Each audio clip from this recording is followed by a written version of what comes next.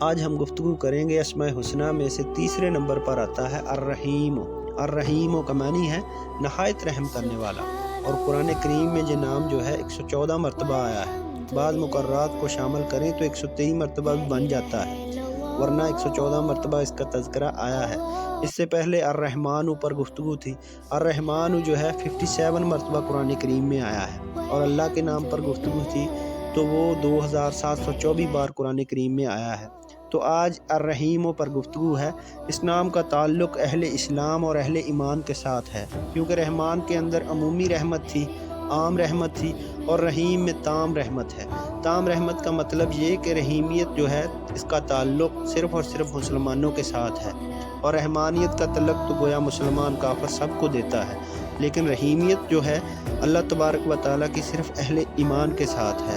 دنیا میں بھی اللہ تبارک و تعالیٰ جو رحمتیں اہل